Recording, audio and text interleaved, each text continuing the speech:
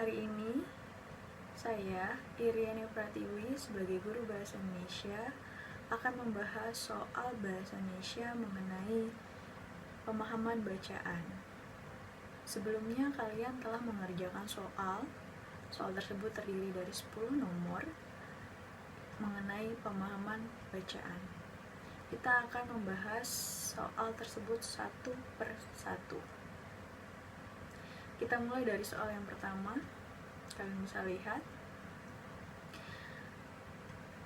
teks tersebut berisi mengenai isi teks mengenai simpulan. Simpulan adalah ringkasan informasi inti yang bisa kalian ambil di dalam isi teks tersebut. Bisa terdiri dari 2 paragraf atau lebih. Nah, simpulan biasanya ditentukan berdasarkan gagasan utama. Kalau kita lihat dari teks tersebut, gagasan utamanya berada di kalimat nomor 1 dan 4. Kalian lihat pada kalimat, kita harus mewaspadai adanya bentuk peperangan asimetris. Itu kalimat 1. Kemudian kalian lihat kalimat nomor 4. Dalam perang asimetris terdapat 3 tahapan yang memungkinkan kita mengetahui apa hal tersebut memang perang asimetris atau bukan. Nah, simpulannya sudah jelas dari poin 1 dan poin 4. Dari gagasan utama tersebut kita bisa ambil bahwa kita harus mewaspadai adanya bentuk peperangan asimetris yang polanya dapat dikenali melalui 3 tahap. Jadi opsi yang paling mendekati adalah yang A. Sudah pasti ya. Kita harus mewaspadai bentuk peperangan asimetris yang polanya dapat dikenali melalui 3 tahap. Itu untuk soal yang pertama. Kita lanjut untuk soal yang kedua. Soal kedua membahas mengenai penggalan teks. Menginformasikan tentang apa sih teks tersebut. Nah, kita bisa lihat soal nomor 2. Nah, kalau kalian lihat, informasi tersebut adalah informasi tersurat. Dapat dilihat dari sejumlah informasi yang disampaikan di teks. Jadi tersurat itu adalah isi yang ada di dalam teks, yang bisa kalian cari di dalam teksnya. Di situ dibahas mengenai kerusakan hutan, kemudian adanya pembangunan kanal, lalu pembakaran lahan, lalu pembangunan rangkaian kanal dan jalan baru dan panjang kanal serta jalan tersebut. Nah, kalau kita lihat teks tersebut menjelaskan tentang apa sih? Tadi ada kerusakan hutan, kemudian ada lagi pembangunan kanal, kerusakan hutan. Jadi sudah jelas opsi di sini menekankan kepada apa? Betul sekali. Kawasan hutan banyak yang rusak akibat pembangunan kanal dan jalan baru. Nah, kalau kita lihat pembahasan tadi berarti mengarah ke jawaban yang mana nih?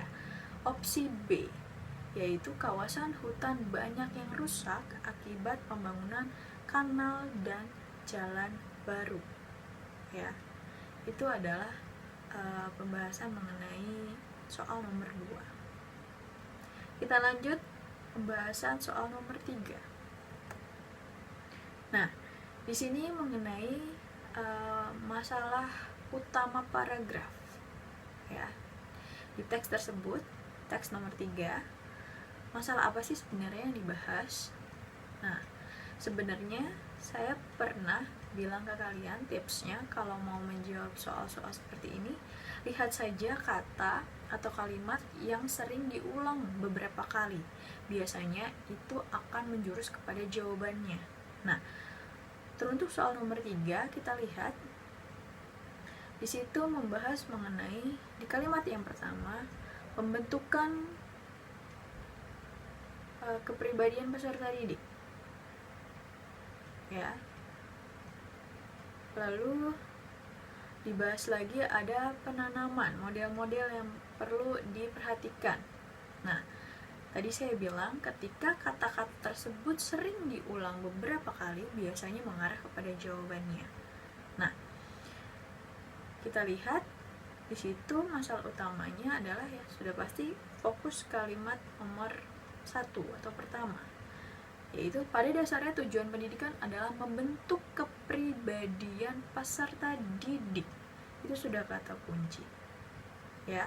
Berarti opsi yang betul adalah yang C. Betul sekali. Pembentukan kepribadian peserta didik. Ya. Itu pembahasan soal nomor 3. Kita lanjut ke soal nomor 4. Mengenai inti kalimat. Inti kalimat hampir sama tadi dengan ringkasan dan juga simpulan, hanya inti kalimat sini untuk nomor 4 lebih singkat lagi. Ya. Kita lihat di sini inti kalimat. Nah, inti kalimatnya sederhana sekali ya. Terdiri dari inti subjek dan inti predikat. SP, subjek predikat. Ya, kalian bisa lihat. Nah, inti kalimatnya kita lihat adalah SPO. Nah, berarti kalau inti kalimat saja terdiri dari struktur kalimat SPO, subjek, predikat, objek, berarti kita bisa lihat di opsi nomor 4 di kalimat awal. Ya, warga menggerakkan ekonomi. Itu sudah inti. Warga menggerakkan ekonomi. Makanya ketika dia bisa menggerakkan ekonomi, sehingga dapat berjalan dengan berdaya, mandiri, dan kontribusi ya untuk pengembangan kota. Jadi kalimat tersebut sudah padu ya dengan opsi tersebut. Kita lanjut soal nomor 5. Di sini membahas mengenai kata sambung atau kita kenal dengan kata konjungsi. Ya. Di sini kita lihat pertanyaannya meminta kata sambung yang salah atau kurang tepat dari isi teks tersebut. Kita lihat kira-kira mana yang tidak cocok. Kita lihat kata sambung bahwa. Ya. Kata sambung bahwa sendiri atau kata konjungsi bahwa itu biasanya digunakan untuk perluasan ya, perluasan pada unsur kalimat ya, terdiri atas subjek dan predikat ya. Kemudian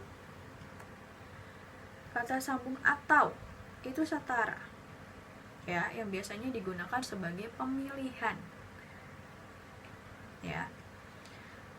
Kemudian kalau kita lihat kalimat nomor 1-nya nih ya, kalimat nomor 1 atau, pada kata atau, kalimat nomor 1-nya adalah masyarakat sudah mengetahui bahwa program reality show dituding settingan belaka atau penuh dengan gimmick.